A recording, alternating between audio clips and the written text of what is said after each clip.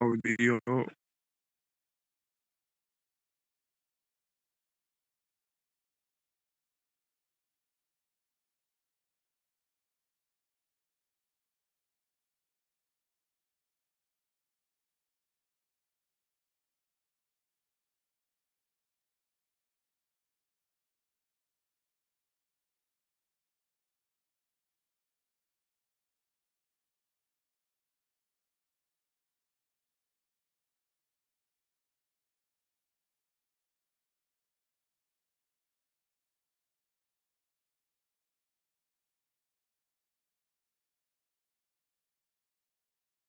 No se escucha el audio, doctora o compañeros.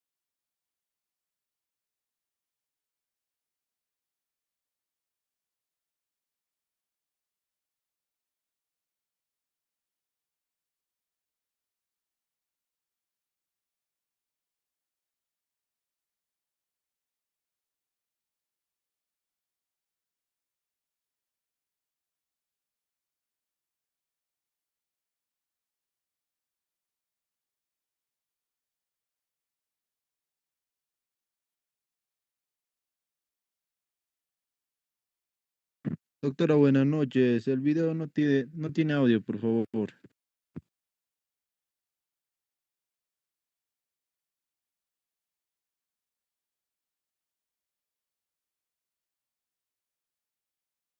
Compañeros, ya se le hizo comunicar a la doctora.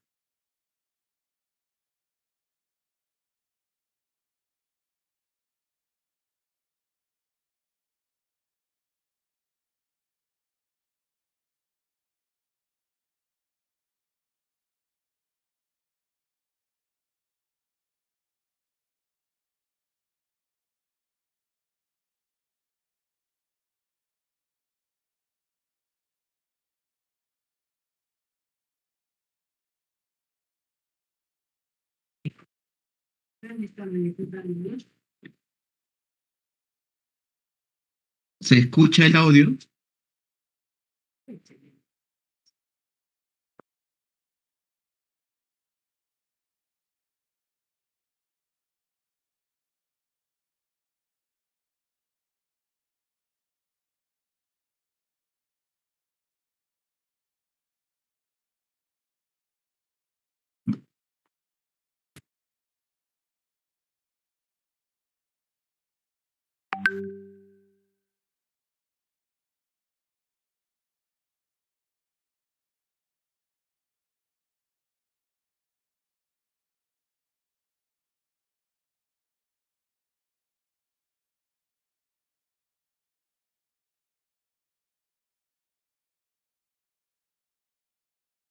Escucha, por favor.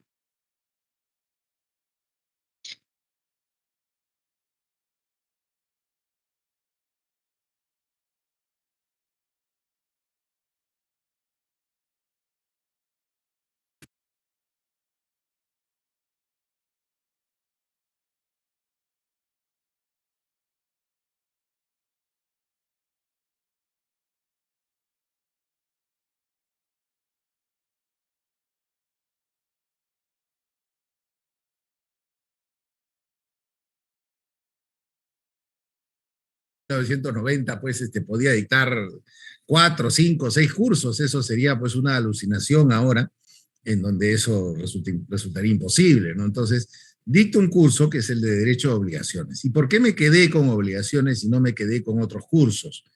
Esa decisión voluntaria, se ha basado fundamentalmente en que considero que de los cursos que dictaba era el más importante y por lo tanto mi participación con respecto a la juventud creo que tenía una mayor contribución dictando el tema de derecho de las obligaciones. Miren, yo siempre señalo que el derecho de las obligaciones tiene la ventaja de no ser una especialidad y de no ser un compartimento estanco. Miren, no es una especialidad. Ustedes pregunten a los abogados en ejercicio de la profesión. Se a dictar, es un curso, además, el curso de obligaciones lo dicta Marqués, directiva del colegio, y agradezco mucho la invitación. Recordaba hace unos instantes lo grato que fue para mí la vez que visité personalmente el colegio de abogados de Tacna, esto hará unos 10 años, ¿cierto? Por la gentil invitación que me hicieron para dictar una conferencia, y bueno, siempre agradecido. Se me ha pedido que esta noche trate acerca del derecho de las obligaciones, y en realidad nada más grato para mí que hablar acerca del derecho de las obligaciones. Digo, eh, cuando empecé a dictar, es un curso, además, el curso de obligaciones lo dicto hace 31 años. En agosto cumplí 31 años de profesor de obligaciones. Parece mentira. Eh, pero a lo largo de mi vida he dictado otros cursos, ¿no? He dictado contratos parte general, contratos típicos 1, contratos típicos 2, en fin. Con el paso de los años, uno en todos los órdenes de la vida, y esta es una cuestión que siempre decía mi abuelo y repite mi padre, con el paso de los años uno va quedándose o tratándose de quedar con aquellas personas que valora más y con aquellas cosas que valora más, ¿no es cierto? Y evidentemente el ejercicio profesional impide que uno dicte la cantidad de horas que uno dictaba antes, ¿no? Yo me imagino cuando empecé en 1990, pues podía dictar 4, 5, 6 cursos. Eso sería pues una alucinación ahora, en donde eso resultaría imposible, ¿no? Entonces, dicto un curso que es el de Derecho con obligaciones y no me quedé con otros cursos. Esa decisión voluntaria, se ha basado fundamentalmente en que considero que de los cursos que dictaba era el más importante y por lo tanto mi participación con respecto a la juventud creo que tenía una mayor contribución dictando el tema de derecho de las obligaciones. Miren, yo siempre señalo que el derecho de las obligaciones tiene la ventaja de no ser una especialidad y de no ser un compartimento estanco. Miren, no es una especialidad. Ustedes pregunten a los abogados en TAN, en Lima, en donde quieran, cuál es su especialidad, y nadie le va a decir que es especialista en derecho de obligaciones. Yo tampoco les voy a decir eso. Yo soy civilista, pero no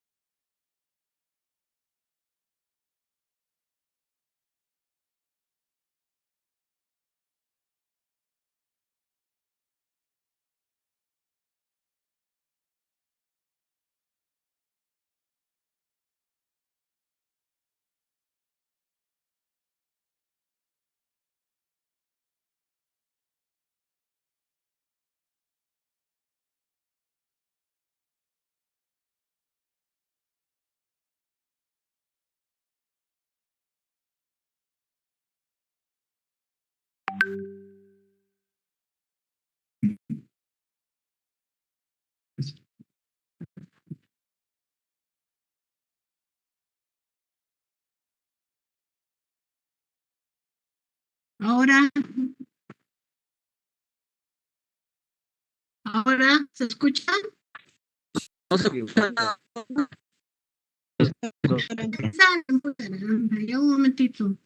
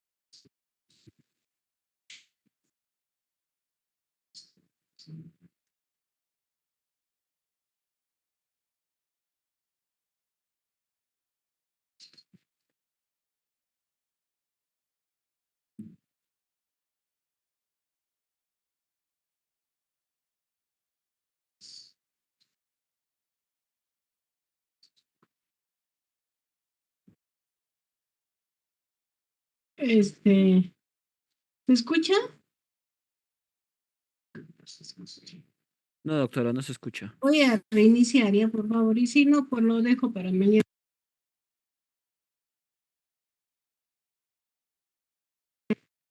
Voy a reiniciar. Y si no se puede, voy a hacer nomás clases y mañana continuamos con esto. Porque estoy perdiendo tiempo. Por favor, unos 3 minutitos me da.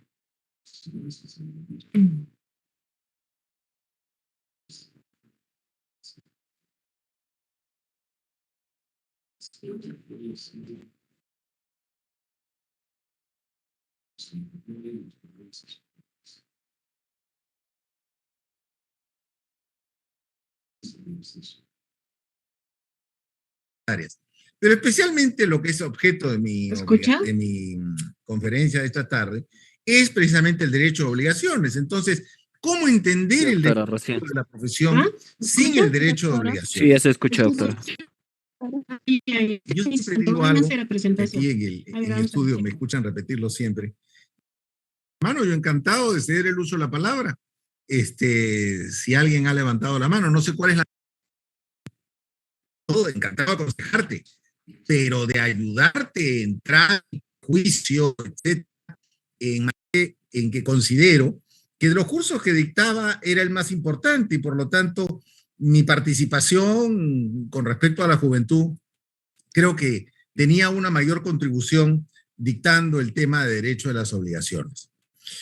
Miren, yo siempre señalo que el derecho de las Por obligaciones favor. tiene la ventaja de no ser una especialidad y de no ser un compartimento estanco. Sí, doctora, se escucha. No es una especialidad.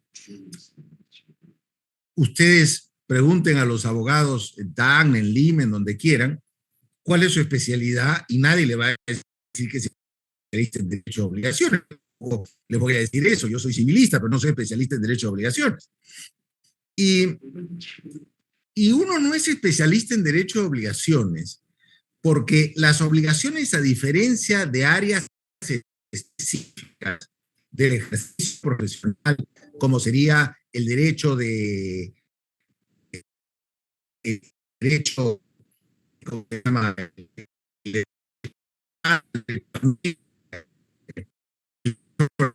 etc. Son áreas a las cuales uno se puede dedicar y no ver otras, ¿no es cierto? Uno podría, por ejemplo, a un abogado, a un muy buen abogado que ejerce en derecho laboral toda su vida, y un amigo le pide una reunión y le dice, oye, mira, necesito fastidiarte porque tengo un problema que me va a ayudar. Lo recibe al amigo, que no es abogado, le dice, oye, mira, tengo un problema con mi esposa y parece que nos vamos a divorciar y yo quiero que tú me ayudes.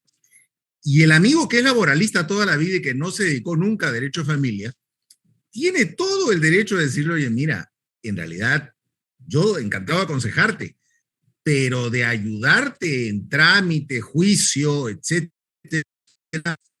en materia de derecho de familia, no soy consejero, que no me he dedicado a familia, me he dedicado al derecho laboral. Por lo tanto, te voy a recomendar a un gran amigo que es especialista en familia y que te va a ayudar en el asunto. Vamos juntos. Perfecto. Ese abogado que ha tenido esa respuesta con respecto a su amigo que no es abogado y que le pide ayuda en familia, no es por esa respuesta menos realista y menos gran abogado en derecho laboral. Lo mismo podría pasar con una persona experta en derecho de familia, si lo busca a un amigo y le dice, oye, mira, tengo este requerimiento de la SUNAT, la verdad yo creo que, un ratito, yo no me dedico a tributario, yo me dedico a familia. Desde que salí de la universidad hace 30 años, veo solamente familia.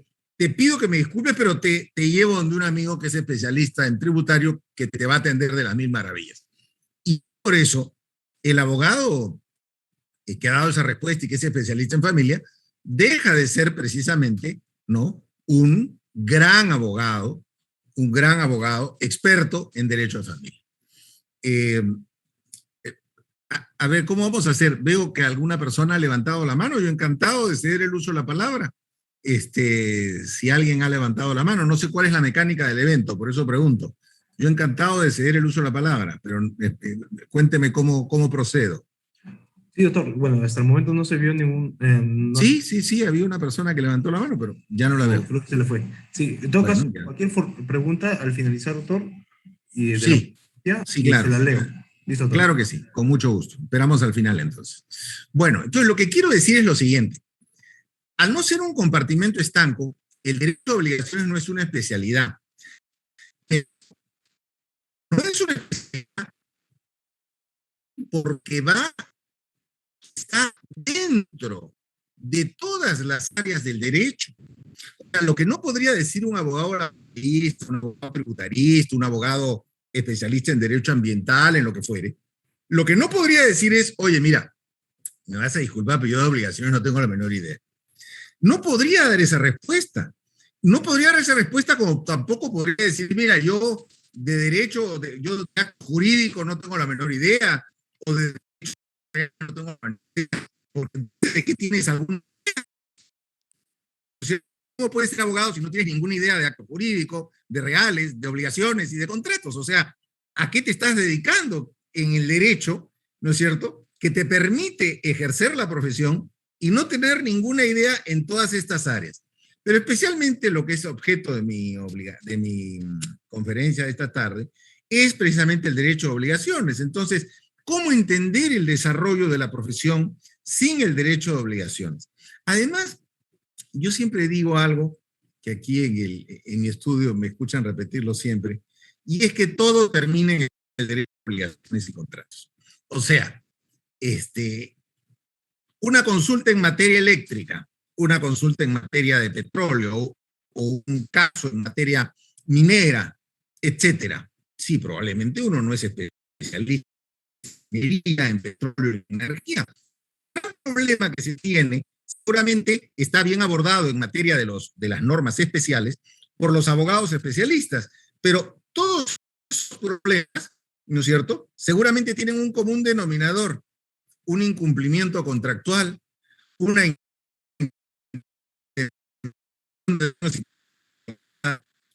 solución del contrato, una cláusula penal, una situación moratoria, etcétera, etcétera, etcétera. Y esos problemas no tienen especialidad, porque todas las especialidades tienen que ver con esos problemas. De ahí la importancia precisamente del derecho de las obligaciones, ¿no? Por eso hay una vieja frase de un jurista francés que decía: el derecho de obligaciones es el centro del derecho, ¿no es cierto? Y se puede complementar diciendo que que el derecho civil es el centro del derecho, y se podría complementar diciendo que el derecho de obligaciones es el centro del centro. Se me podría decir, doctor, pero ¿y el derecho constitucional dónde lo deja? No, el derecho constitucional es sin duda muy importante. Yo no estoy, digamos, menospreciando en absoluto el derecho constitucional. Lo que quiero decir es que el derecho civil está más cerca de la gente. Hay personas que a lo largo de su vida pueden pasársela invocando en contratos, en determinados actos jurídicos, invocando solo normas del Código Civil y no de la Constitución, por ejemplo. Cuando alguien alquila una casa, cuando alguien la compra, cuando alguien, digamos, se incorpora a una asociación, ¿no?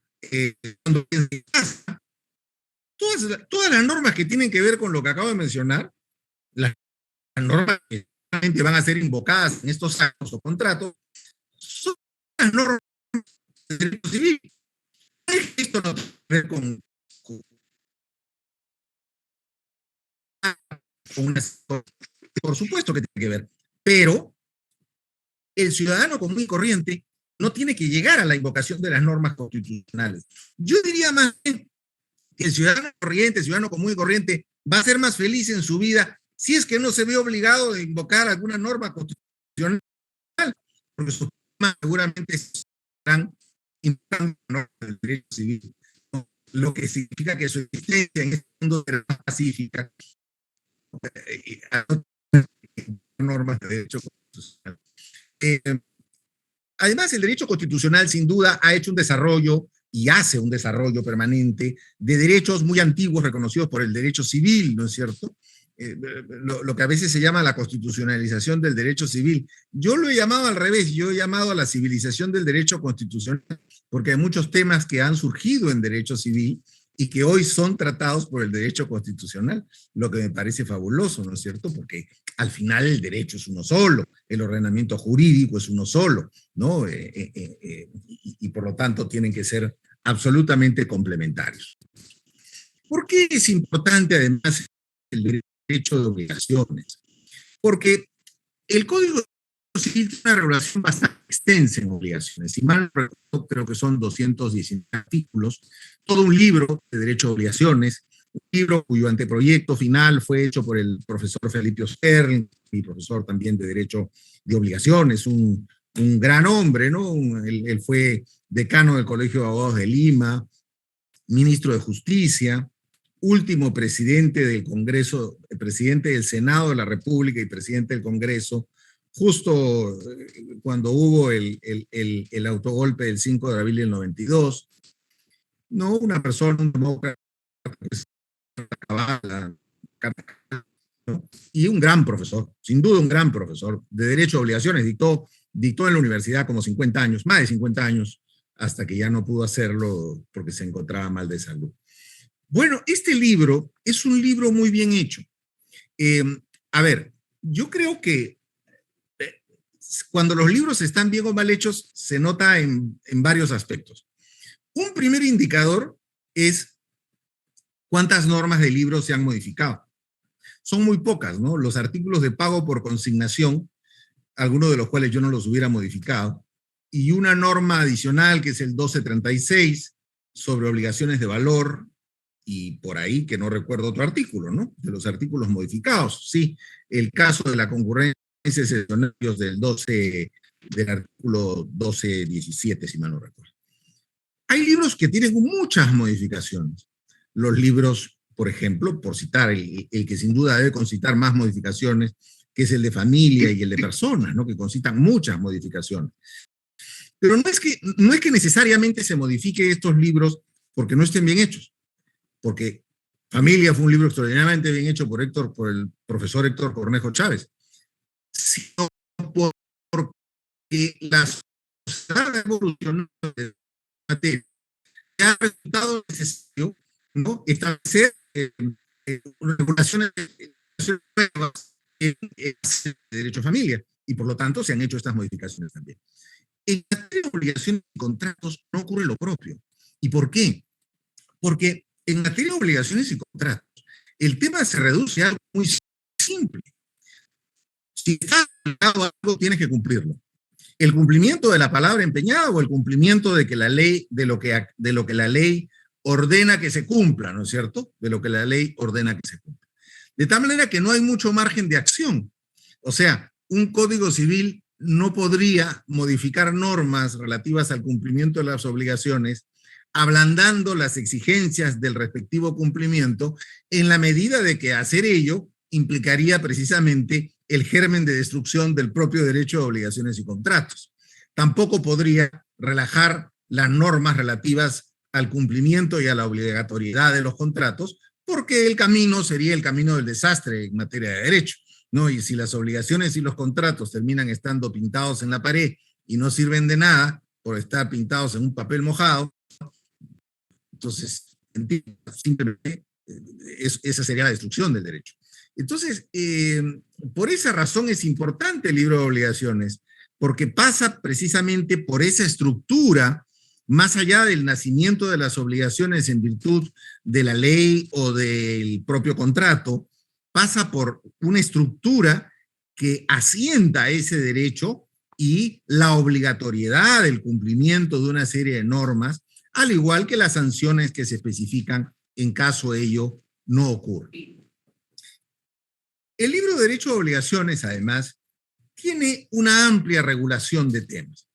En la primera parte, cuando trata acerca de las obligaciones y sus modalidades, el Código describe todos aquellos casos en los cuales, ¿no es cierto?, todos aquellos supuestos de diferentes, de las obligaciones según los diversos criterios clasificatorios.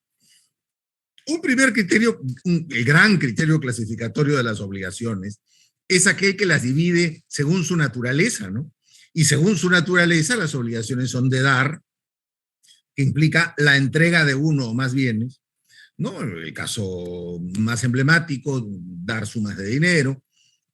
Las obligaciones de hacer, por ejemplo, en este instante estoy ejecutando una obligación de hacer. Yo me he obligado en días pasados, semanas pasadas, con el Colegio de Abogados de Tacna, ante la gentil invitación, me he obligado para que esta tarde, a partir de las 6, yo daría una conferencia sobre derecho de obligaciones. Entonces estoy ejecutando una obligación de hacer.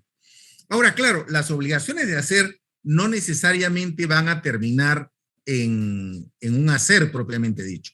En muchos casos sí, ¿no? O sea, yo, por ejemplo, en esta obligación la voy a cumplir, voy a quitarme conferencia y al final no voy a entregar algo.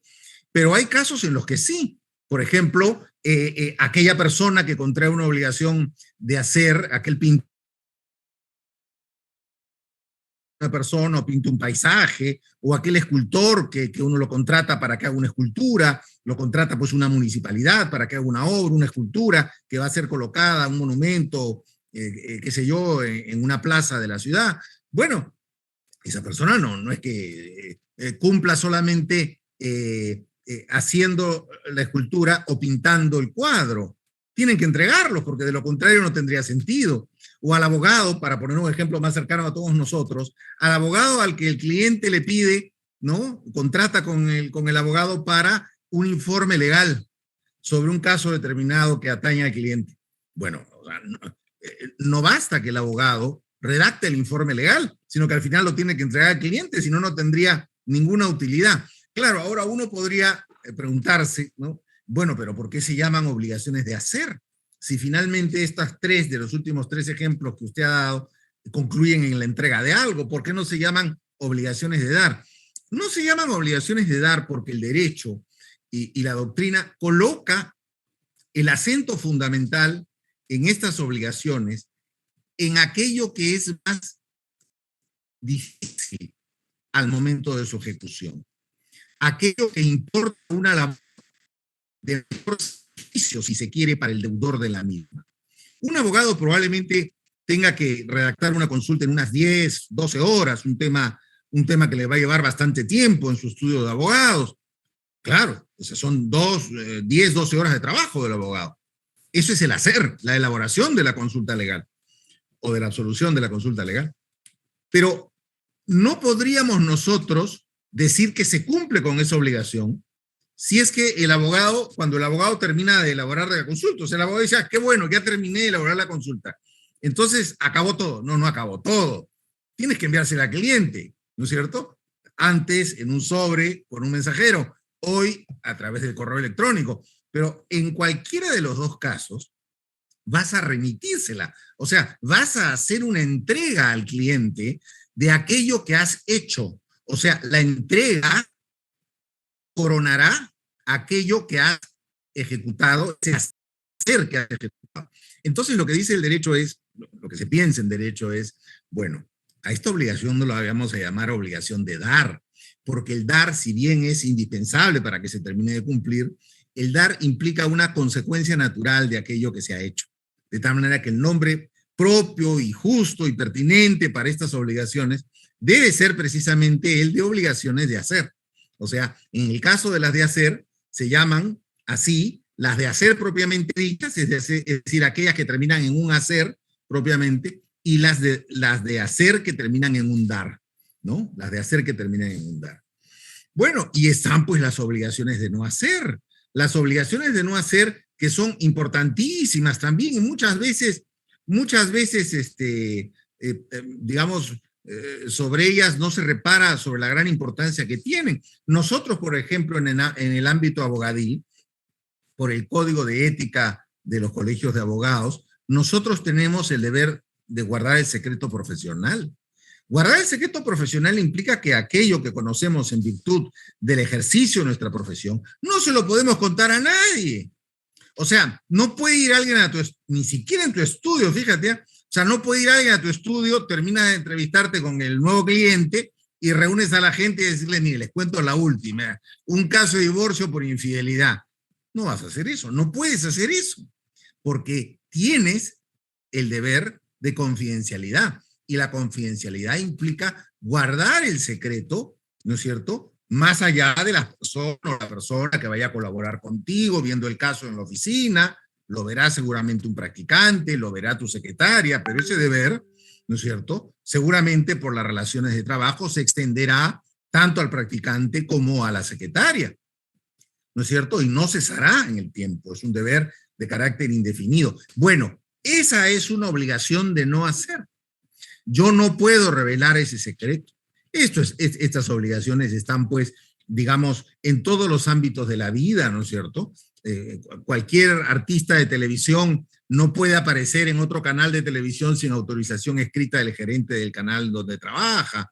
Y así mil ejemplos. El investigador, el químico que investiga en un laboratorio de alta tecnología en Estados Unidos o en Europa, no puede, pues, revelar los estudios que vienen avanzando, ¿no?, sobre cualquier problema que haya, ¿no?, en general a la opinión pública o a la competencia, ¿no? Esas son obligaciones de no hacer. Luego de regular estas obligaciones según su naturaleza, el código entra al tratamiento de las obligaciones con objeto plural, que son las obligaciones que tienen más de una prestación, ¿no es cierto? Si se entiende a la prestación como el objeto de las obligaciones, el código regula luego a las obligaciones alternativas y facultativas. Las alternativas son aquellas en donde hay más de una prestación, pero el deudor cumple ejecutando o una u otra prestación, ¿no? O una u otra, ¿no? Un ejemplo, a veces pasa desapercibida las alternativas, pero por ejemplo, si uno va a una cafetería y uno saca un ticket, compra un ticket para, qué sé yo, un menú, el menú del día, de repente el menú del día es o estos dos platos de entrada y segundo, o estos dos platos, ¿no es cierto? O sea, y yo como comensal, como cliente del establecimiento, he pagado, porque cuestan lo mismo, he pagado y tengo derecho a decir cuál de los dos quiero. Entonces, no es que la cafetería me vaya a brindar este menú y este menú.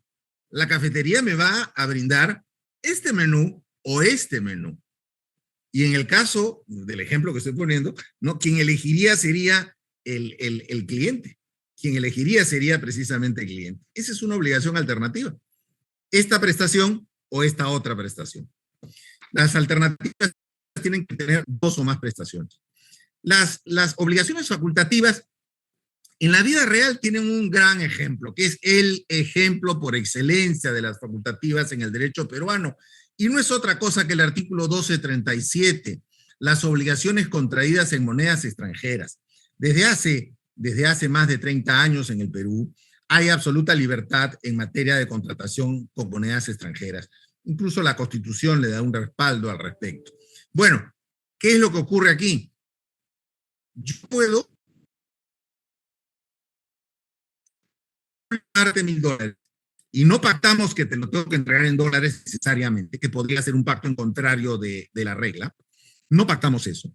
Si yo estoy obligado a entregarte $1,000, yo puedo entregarte los $1,000 que te debo, que es lo único que te debo, o si así lo decido, poder entregarte soles al tipo de cambio de venta del día de vencimiento de la obligación. O sea, si hoy día te tengo que pagar y decido no pagarte en dólares, te puedo pagar en soles al tipo de cambio de venta del día del vencimiento de la obligación. Esa es una práctica normal en el Perú, desde hace muchísimo tiempo. Y esa es una obligación facultativa. ¿Por qué facultativa? Porque en realidad solo hay una prestación principal que constituye el objeto de la obligación.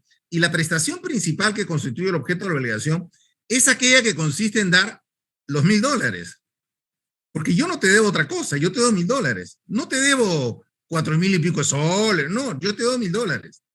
Pero al ser una obligación facultativa, la ley me da la posibilidad de decidir si te pago en dólares o te pago en soles al tipo de cambio de venta del día de vencimiento de la obligación. Y fíjense ustedes, no es que tú, como acreedor, me puedes exigir a mí los soles, porque no te los debo. Yo te debo dólares. Entonces tú me puedes exigir dólares y decir, bueno, y si decide pagar en soles, que me pague de acuerdo al tipo de cambio de venta, pero yo no te debo soles. O sea, tú no me puedes exigir los 4,000 y pico de soles. Me puedes exigir los $1,000. Soy yo el que decidirá si pago los $1,000 o pago los 4,000 y pico de soles. ¿No es cierto? Bueno, no están reguladas las obligaciones conjuntivas en el Código peruano, al igual que en la casi totalidad de códigos del mundo, pero todos los autores las tratan. Las conjuntivas son aquellas obligaciones en las cuales hay más de una prestación como objeto. O sea, no te debo una obligación con una prestación como objeto, sino te debo una obligación que tiene varias prestaciones como objeto. Entonces, la agencia de viajes se obliga conmigo, cada vez hay menos agencias de viajes porque uno puede pues, hacer esto que estoy describiendo como ejemplo directamente desde una computadora o un celular.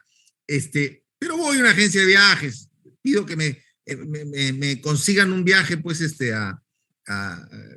me saquen, me hagan los pasajes, el hotel y todo para ir a Tacna, ¿no es cierto? Entonces me tienen que conseguir los pasajes de una fecha, el hotel que yo he pedido, me tienen que además hacer un tour, un city tour, reservarlo, y además pido pues que me hagan una reserva en un restaurante que me han recomendado unos amigos. Bueno, digamos, para cumplir la agencia de viajes tendría que hacerme las 4 reservas, ¿no? Porque si me hace 3, yo podría decidir no viajar a Tacna. Es decir, si no me consigue el pasaje, no voy a viajar, sin duda.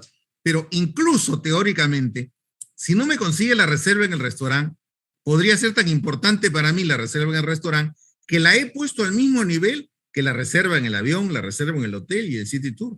De tal manera que podría no ir a Tacna porque no me hicieron la reserva en el restaurante. ¿No es cierto? Yo iría, pero el del ejemplo no, ¿no? Y pongo el ejemplo para ilustrar el caso.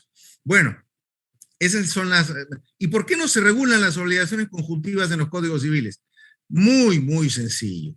No se regulan las obligaciones conjuntivas porque los problemas que suscitan las obligaciones conjuntivas son problemas de fácil solución en virtud de la normativa general de derecho de obligaciones, la normativa general de acto jurídico y la normativa de la parte general de contratos del Código Civil, del nuestro y de los códigos del mundo. Por eso no se regula, no hay necesidad de regularlas.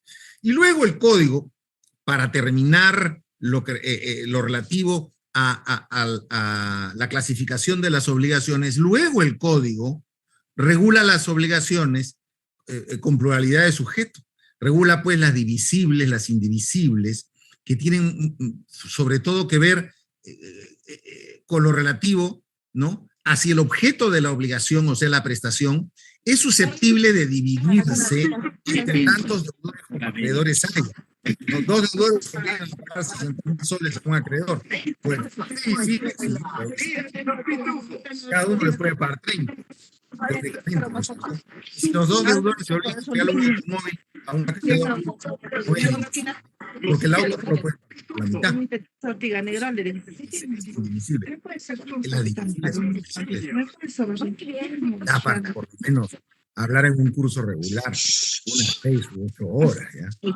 Igual que las comunidades y las solidarias son cuando las partes o la ley, ¿no?, establecen de manera expresa la solidaridad. De tal manera que como obligación solidaria, el acreedor común que podrá exigir de la prestación a todos los deudores, a algunos o a alguno en particular. Estoy hablando de una exigibilidad de tocar la puerta, ¿no? Ya luego, si los va a demandar, seguramente los va a tener que demandar a todos, ¿no es cierto? Ese es otro tema ya. Pero digo, teóricamente podría tocarle la puerta a uno de los deudores y decirle, oye, vengo a que me pagues el íntegro.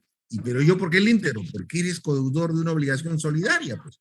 Y los codeudores de una obligación solidaria pagan, o están expuestos, ¿no?, a pagar el íntegro de la obligación. Bueno, y ya luego el código entra, luego de las obligaciones, luego me saltaré la sesión de derechos y los efectos, y hablaré del pago.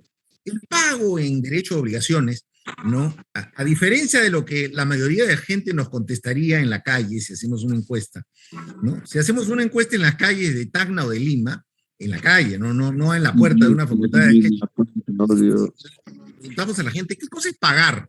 Yo tengo la seguridad que la mayor parte de la gente encuestada nos diría entregar una cantidad de dinero, ¿no? Entregar un dinero. Claro, este es el concepto restringido de pago, ¿no? Pero el concepto de pago para el derecho de obligaciones es ejecutar la prestación debida.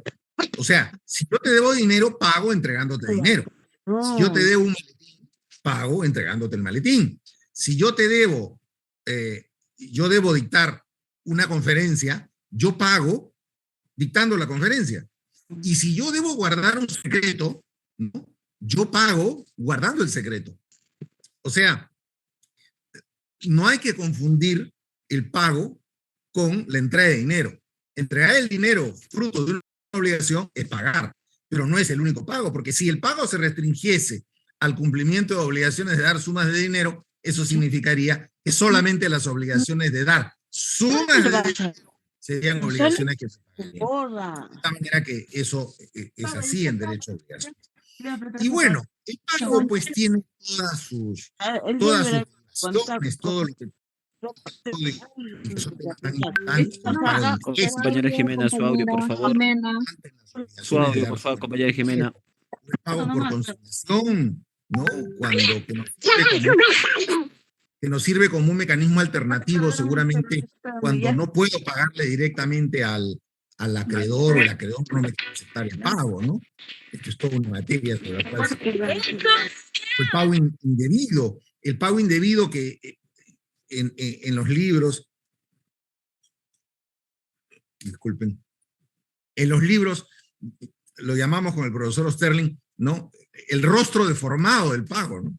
El pago indebido. El pago de lo debido es el rostro normal del pago. El pago indebido es el rostro medio deformado del pago, irreconocible. Toda una historia, ¿no? Y claro, el tema de la imputación del pago. La imputación es importantísima, ¿no? Si yo tengo una obligación de entregarte un libro y una obligación de entregarte 100 soles, es claro que si yo te entrego el libro, te estoy pagando esa obligación, no te estoy pagando la de los 100 soles. ¿Y qué pasa si yo te debo 100 soles en una obligación y 80 soles en otra, y voy con 20 y te los entrego? ¿Cuál estoy pagando? Yo tendría que señalar como deudor cuál te estoy pagando. Y claro, hay restricciones, qué puede hacer el acreedor, etcétera. Sí, claro, eso indicar qué obligación se está pagando, implica imputar. La imputación, sin duda, en algunos casos será muy importante, en otros no. Otros no lo será tal vez, pero en algunos casos sí resultará muy importante. Y la vida profesional siempre enseña, ¿no?, que hay supuestos de imputación en donde la diferencia la va a marcar el consejo del abogado que tenga presente, ¿no?, este tema, ¿no? Y bueno, ya luego entramos a la dación en pago, ¿no? ¿Es posible pagar una obligación con algo que nunca se debió? Yo te debo un libro de derecho civil. ¿Es posible pagar esa obligación entregándote un libro de derecho constitucional? ¿O es que necesariamente estamos cambiando una obligación por otra? Gran tema, gran tema. Tendríamos ahí que recordar lo que decía a principios del siglo XX el gran profesor francés Marcel Pagnol, en palabras recordadas por el ilustre Manuel Augusto Lechea, cuando se elaboraba el Código Civil de 1936. Y bueno, tenemos la innovación tiene mucha relación con el pago, con la dación en pago, y los otros medios extintivos de obligaciones, como son pues la compensación, ¿no? La condonación, el perdón de la deuda, pero el perdón recíproco, ¿no? El perdón acordado de la deuda, la condonación no es unilateral, no es que me quieran perdonar la deuda y se acabó el asunto, no, porque el deudor tiene el derecho de pagar, así como tiene el deber de pagar, tiene el derecho de pagar, y para eso existe la consignación. Y la consolidación, ¿no? Imagínense cuando un hijo le debe a un padre una obligación, le debe 10,000 soles, y el padre muere y el hijo es su único heredero, porque ya la madre había premuerto y no tiene hermanos, el hijo. Entonces ahí el hijo no se puede deber a sí mismo luego de heredar al padre como heredero universal. Entonces ahí se extingue la obligación. Y casos como el mutuo disenso o la transacción. La transacción, gran tema, lindísimo tema la transacción. Yo digo siempre que la transacción es el MARC olvidado, ¿no? El medio alternativo de resolución de conflictos olvidado. Siempre nos acordamos de la conciliación, ¿no? Del arbitraje, hasta de la mediación. Y la transacción es más barata porque no requiere la intervención de un tercero, requiere que las partes que están en pleito nomás se pongan a conversar civilizadamente y lleguen a un acuerdo. Y claro, el código termina con la parte de inejecución de obligaciones. Parte deliciosa. ¿Por qué deliciosa? Porque es el día a día, ¿no es cierto? Si todos los contratos se cumplieran, no tengo ninguna duda de que los abogados tendríamos muchísimo menos trabajo, pero da la casualidad de que muchísimos contratos no se cumplen. Entonces ahí está el ámbito de la inejecución de obligaciones, está también dentro de la inejecución de obligaciones, pues está la regulación de las disposiciones generales, ¿no? La regulación de la mora, que no hay que confundirla con la demora o retraso, ¿no? Porque para que haya mora se requiere la presencia de varios elementos adicionales al retraso en el cumplimiento de la obligación. Tú puede haber un deudor que no me ha pagado ayer, pero que no esté en mora. Es un deudor que se ha retrasado, pero que no necesariamente va a estar en mora. Esa es toda otra historia. Y finalmente, el tema de la cláusula penal. La cláusula penal, que son pues las penalidades pactadas por las partes ante el incumplimiento de las obligaciones, y que puede entender, dependiendo de cada caso, de cada pacto, a indemnizar la mora en el pago, a indemnizar o finalmente el incumplimiento absoluto de la obligación. Bueno, en estos 40 minutos he querido hacer un recorrido, digamos así, rápido sobre el código en materia de obligaciones, para que se aprecie la importancia de la regulación que tiene. O sea, todas las disposiciones y todos los temas que he mencionado son sin duda parte del día a día del ejercicio profesional de nosotros los abogados, y sin duda son materias que resulta de gran importancia siempre tener presente y estudiar. Así que nada, eso sería en cuanto a mi exposición. Si hubiera algunas preguntas, encantado. Muy bien, es el momento de formular las preguntas al doctor Mario Castillo Freire. Tan solo tiene que levantar la mano para poder habilitarle el micrófono.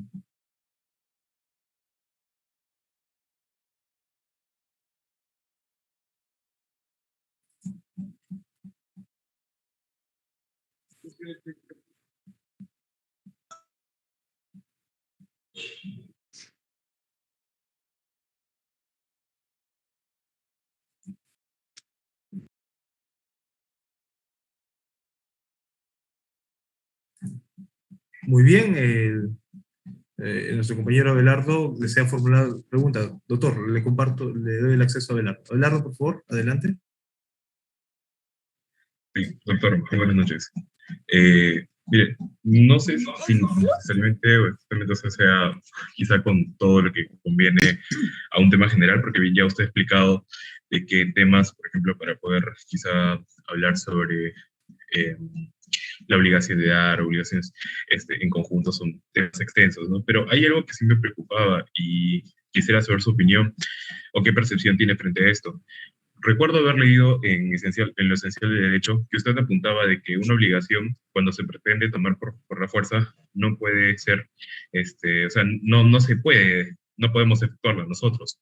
Entonces, recordando ello, yo veo este pequeño caso, que ahí es donde indico de que va a ser distante, en el asunto de Claro. En la empresa Claro, por ejemplo, ahora en algunos equipos, no todos, porque he visto esa diferencia, coloca una pantalla de aviso bien grande y que dice que no le están pagando, ¿no? Y que en tal fecha le van a cortar el servicio. He visto de otros usuarios en donde les han inhabilitado hasta incluso el celular. Entonces, para mí, yo, bajo la premisa que usted tuvo en este libro, me recuerda lo siguiente, ¿no? Es como si yo fuera a reclamarle a mi inquilino, ¿no? Que me pague, ¿no? Y como no me paga, pues retengo el bien por la fuerza. En este caso, retienen un servicio por la fuerza. Quizá, no sé si por ahí nos podría dar una opinión o de Con acuerdo a su mucho percepción, gusto, doctor, Abelardo. porque ese fue un conflicto de obligaciones que se me generó. Claro, con mucho gusto. En derecho de contratos existe lo que se conoce como la excepción de incumplimiento. Es decir, uno de los contratantes, ante el incumplimiento del otro, puede decidir no seguir cumpliendo o no cumplir con la prestación. Entonces, si yo estoy brindando un servicio y el contratante, mi contraparte no me paga, yo con todo derecho, de acuerdo a las normas de contratos, parte general, puedo dejar de brindar el servicio porque no se me ha pagado. No se trata de una ejecución por mano propia. La ejecución por mano propia tradicionalmente pasa por el empleo de violencia contra la persona del deudor. Y en este caso no hay el empleo de violencia contra la persona del deudor, simplemente hay el aviso de que ha vencido el plazo para pagar y por lo tanto, como ha vencido, no, no van a seguir brindando el servicio. Y yo, como abogado, muchos abogados también lo ven. O sea, si hay un cliente que te deja de pagar, le vas a decir de la manera más cortés que la próxima vez que te llame no lo vas a atender hasta que se ponga el día. ¿No es cierto? Porque no trabajo gratis. Entonces, no es ninguna violencia, es simplemente el aviso natural de un contratante fiel frente a un contratante infiel, en el sentido de que no va a seguir cumpliendo mientras el otro no cumpla con su obligación.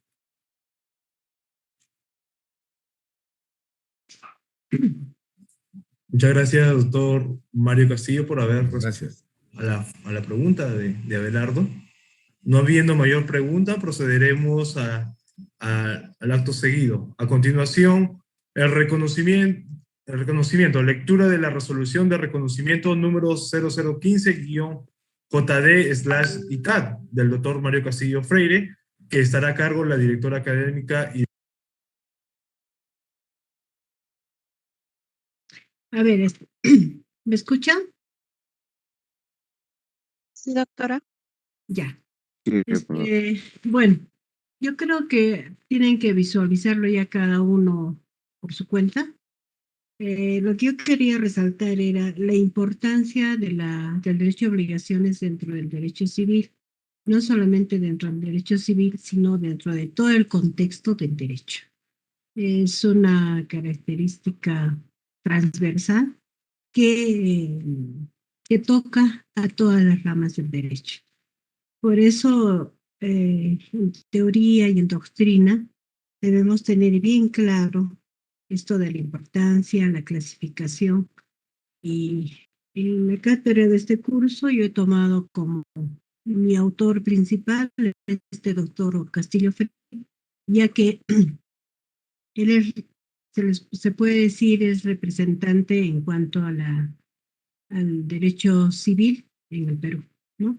Junto con el doctor Osterli, que tienen varias obras acerca del derecho civil, sobre todo de obligaciones que en este semestre nos toca desarrollar. Entonces, yo el día de mañana, de acuerdo a la asistencia de hoy que me estoy grabando, voy a preguntar acerca de lo que ustedes han podido tomar nota, lo que les ha parecido importante, aclarar algunas dudas, para luego entrar de lleno a la clasificación del derecho de obligaciones. En cuanto a la clasificación, esta se hace desde diferentes perspectivas, son muchas. Luego de hacer un desarrollo casi lo más importante de todas estas formas o modalidades de obligación, nos vamos a centrar en las obligaciones de dar, de hacer y de no hacer. Entonces, con esta indicación, por favor, para el día de mañana, traten de participar. Digamos ejemplos, también la cátedra va a traer ejemplos y vamos a poder reforzar nuestros conocimientos. Van a disculpar un poco que ha habido inconvenientes en la transmisión del video, pero yo les voy a pasar el link para que ustedes puedan visualizarlo nuevamente en el tiempo que ustedes dispongan.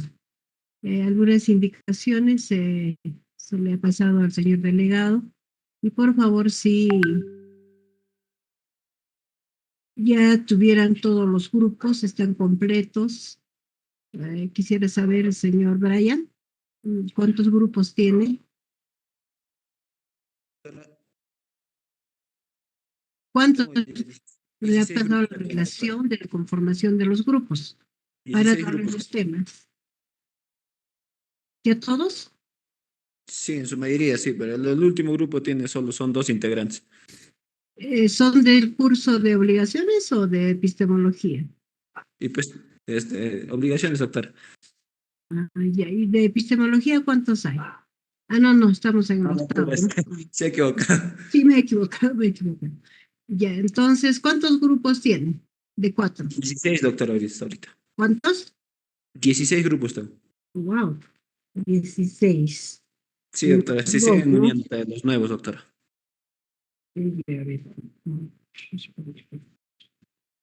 O sea, son 64 alumnos, más o menos. Sí, doctora. Ahorita le paso la lista, doctora. Me lo pasa, pues, ya para ir a ver los temas y lo puedan ir desarrollando. Y luego vamos a fijar la fecha y de acuerdo al orden de exposición van a ir entregando los trabajos a mi correo. Como les he explicado al inicio, en Word y también en diapositivas, porque el trabajo es ese, ¿no? Y lo que ustedes van a exponer son las diapositivas. Y yo tengo que leer detenidamente lo que ustedes me manden a mi correo en Word. Por favor. Mañana vuelvo a repetir las indicaciones, darles mi correo y cualquier otra duda, por favor, pregunten para el día de mañana. ¿Está bien? Señores. Sí, doctor. Ya. Señorita Faunil Munizaca Mamani, por favor, en otra, apague su audio, su micro. Todos nos hemos enterado que usted estaba en la cocina y con un bebé, y eso no puede ser, ¿no? Si tenemos que compartir otras actividades, prioricen. O están en su casa, o están en la cocina, o están en el aula. Por favor, le voy a rogar, señorita Munizaca y señorita Quispe Goizueta. Hasta el día de mañana. Hasta mañana, doctora. Hasta mañana. Hasta mañana, doctora. Hasta mañana.